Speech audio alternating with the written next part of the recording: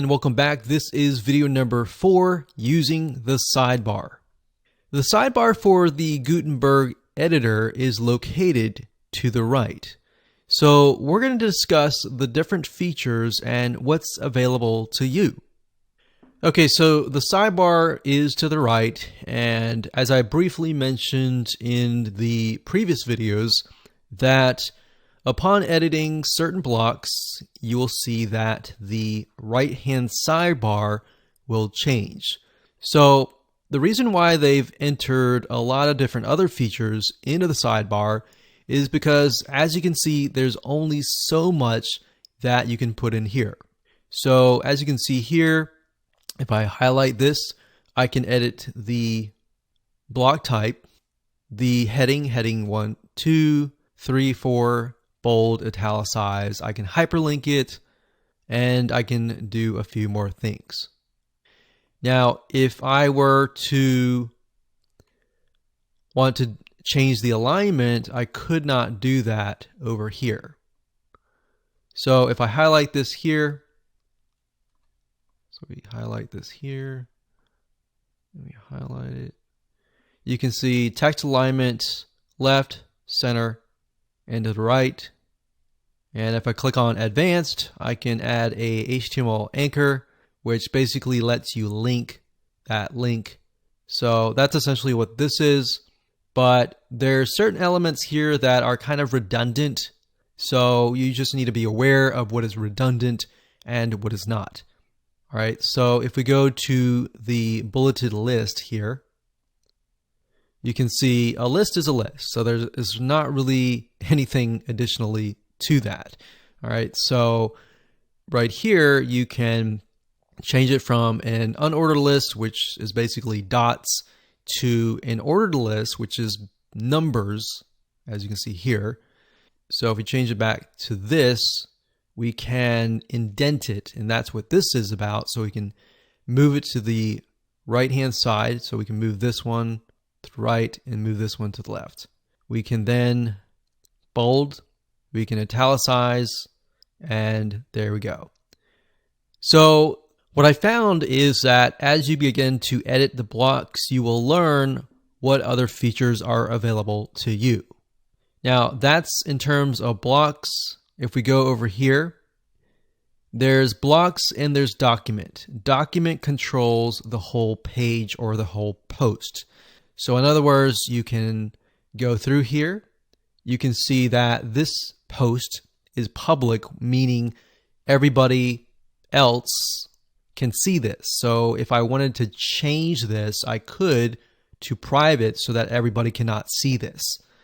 Post format, we have standard, we have different post formats for different media types.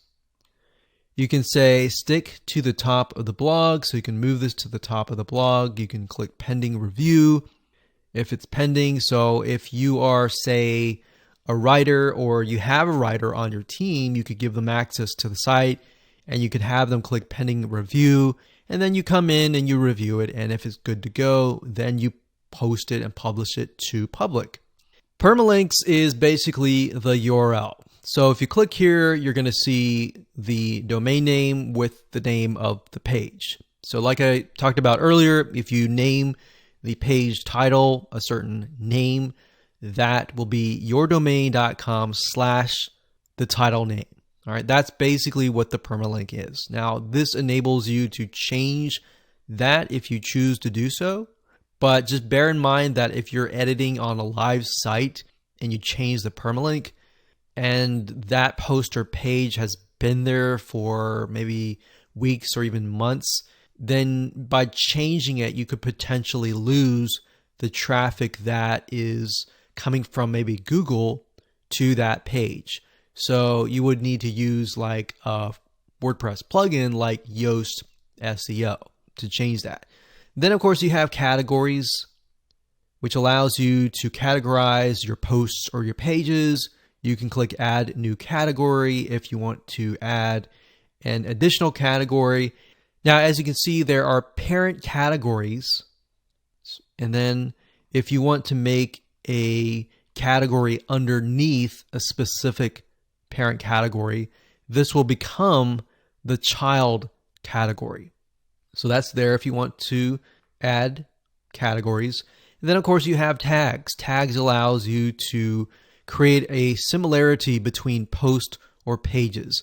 So if you have, let's say, 5 posts that are dealing with a specific maybe audio soundtrack, or maybe they're a specific element that is different than categories, then you can enter that here. So for example, let's say that you have a podcast, blog, and you've interviewed 5 different people, and they are very similar in a specific industry or niche.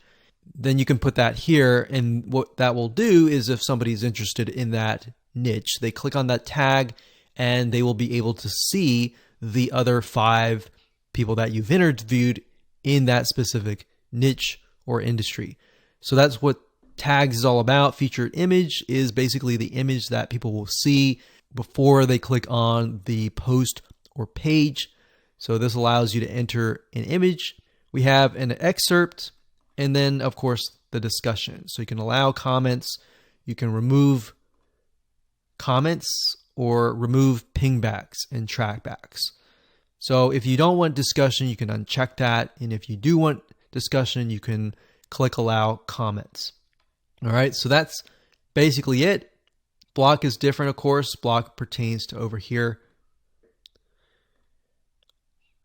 And that's pretty much it.